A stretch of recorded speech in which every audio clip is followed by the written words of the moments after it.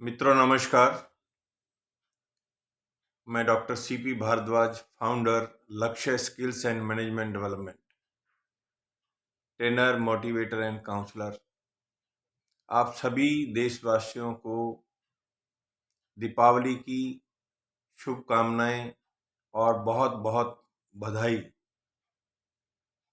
अक्सर देखा गया है कि हम सब अपनी खुशी के लिए घर में सफाई करते हैं, मिठाई भी बांटते हैं, लेकिन कभी कभी हम अपने घर की सफाई करके जो कूड़ा करकट है वो किसी पड़ोसी के रास्ते में या पड़ोसी के घर के सामने रख देते हैं, जाने अनजाने में, नेचर वाइज, या आपके पास समय नहीं है। लेकिन क्या हम उनका भी ध्यान रखते हैं जो हमारे पड़ोसी हैं? अक्सर कहा गया है कि जो हम बांटते हैं, सुख बांटते हैं तो सुख मिलता है, और दुख बांटते हैं तो दुख मिलता है। हम हर चीज में प्रसन्न चित्त तो रहते हैं, प्रसन्न चित्त नहीं रहते।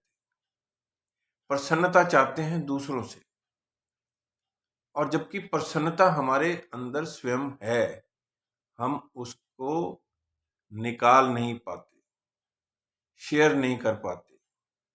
कई बार हम ही कहते हैं कि भाई मुझे एकांत में रहने दो, मुझे किसी से बात नहीं करनी। क्या ये प्रसन्न रहने का तरीका हो सकता है? नहीं। आप अपने प्रियजनों से मिलें, बैठें, बात करें।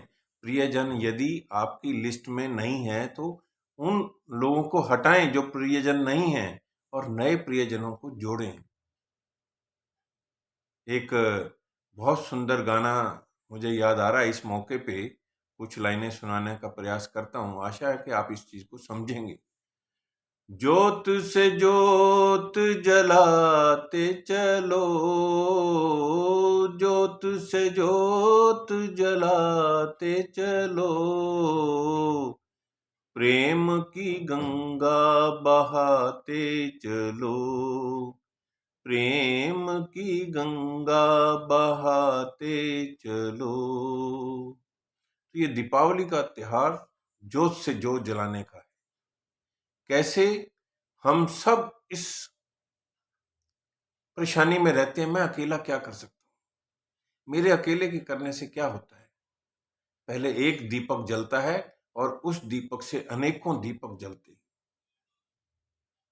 एक ध्रुव तारा ही बहुत है लाखों करोड़ों लोगों को, भटके हुए लोगों को रास्ता दिखाने के लिए। एक पेड़ ही काफी है जंगल बनाने के लिए। एक मुस्कान ही बहुत है सामने वाले के जीवन को बदलने के लिए।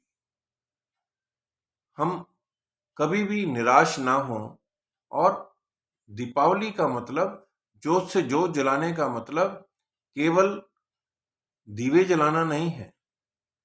जोत से जोत जलाने का मतलब है कि मैं ताकतवर हूं तो मैं दूसरे बुझे हुए दीवे को जला रहा हूं। जो ताकतवर है यानी मन, वाणी, कर्म से, तन, मन और धन से, वो ताकत दूसरों को बांटे, दूसरे जरूरतमंद लोगों को दें, तभी तो हम सफल होंगे। क्या ऐसी कल्पना कर सकते हैं कि हम तो प्रसन्न हो, पूरी दुनिया या पूरा मोहल्ला या पूरा परिवार बहुत परेशानी में हो? उस खुशी का कोई फायदा नहीं। खुशियां तो बांट के चलता है। अपने लिए जिए तो क्या जिए, ए दिल तो जी जमाने के लिए। जिस दिन ये भावना आ गई कि मैंने तो प्रसन्न दूसरों को करने के बाद ही होना है, तो आपके साथ साथ आसपास का वातावरण भी प्रसन्नचित्त हो जाएगा। दो शिष्यों को एक गुरुजी ने गुलाब की टोकरी दी, जाओ बांट के आओ, जिसके चेहरे पे मुस्कान मिले उसको बांट के आओ। एक शिष्य तो बहुत जल्दी बांट करके आ गया, खाली करके आया टोकरी लेके, और एक शिष्य शाम तक लगा रहा, लेकिन टोकरी उसकी ज्यों की थी। दोनों शिष्य जैसे ही आए तो पूछा गया, खाली टोकरी वाले से पूछा, क्यों भाई कैसा रहा? कहता जी मेरे को तो कोई मुस्कुराता हुआ मिला ही नहीं। जब मुस्कुराता हुआ मिला नहीं तो मैं गुलाब देता कैसे आपकी आज्ञा के बिना। दूसरे से कहा, भी आप तो बहुत जल्दी आ गई। कहता, सर मैं पहले खुद मुस्कुराया, फिर सामने वाला मुस्कुराया। जब वो मुस्कुरा रहा था तो मैंने गुलाब दे दिया और मेरी टोकरी बड़ी जल्दी खाली हो गई। ठीक इसी तरह से हम ना जाने कितनी तरह के बोझ लेकर के चलते हैं। इसने मुझे ये नहीं दिया, इसने मुझे ये नहीं कहा, इसने मुझे ये नहीं बताया, इसने ये नहीं पूछा, और ना जाने कितने शिकवे और शिकायत हैं। कितना अच्छा हो, किसी से भी गिला शिकवा करने से पहले उसकी परिस्थितियों का भी ध्यान रखें। एक बार की बात है कि एक टीचर का ये स्वभाव था, आदत थी, नेचर थी, जो भी उसकी क्लास में बच्चा लेट आता उसको एक डंडा लगातार क्लास में बैठा देता। ऐसे समय बीतता गया, लेकिन एक बच्चा रोज ही लेट आता और रोज ही हाथ आगे कर देता, लो सर डंडा लगाओ ताकि मैं बैठूं। एक दिन की बात है, वही टीचर सुबह मॉर्निंग वॉक करता हुआ क्या देखता है कि ये बच्चा तो अखबार बेच रहा है। सवेरे 4 बजे 5 बजे उठता है, अखबार लाता है, फिर घर घर बेचता है और फिर क्लास में आता है। उस दिन के बाद उसकी मनोदशा बदल गई, अंदर आत्मग्लानि हो गई कि आज मैंने उस बच्चे को मारना नहीं है, आज उस बच्चे को तो शाबाशी देनी है। सैल्यूट करता हूं ऐसे बच्चों को जो कुछ भी नहीं करते और समय अभाव का बहाना लगाते रहते हैं। अपने बाप दादा और पड़ोसियों को भी कहते हैं, अंकल आप आए नहीं। उनको ये उल्हाना देने की बजाय एक बुजुर्ग आदमी चल के आपके घर आएगा या आप बुजुर्ग के पास जाकर के उनसे पूछेंगे, आपका क्या हाल चाल है, आपका स्वास्थ्य कैसा है, आपने कोई चीज तो नहीं मंगानी। हम सब चीजें दूसरों से उम्मीद करते हैं और साधनों को, इतना साधनों के गुलाम हो गए। किसी से कहो आप आए नहीं, क्या करें, कार तो है नहीं, कार तो वो ले गए, हम आए कैसे। क्या सभी लोग कारों से ही जाते हैं? और यदि जाने का मन है तो ओला उबेर की क्या काम आएगी, टैक्सी क्या काम आएगी, ऑटो रिक्शा क्या काम आएगी। ये बहाना लगाना बंद करें। जो अपने आप को बिजी शो करता है वो बिजी नहीं, वो इजी बनना नहीं चाहता, अपने काम को इजी करना नहीं चाहता।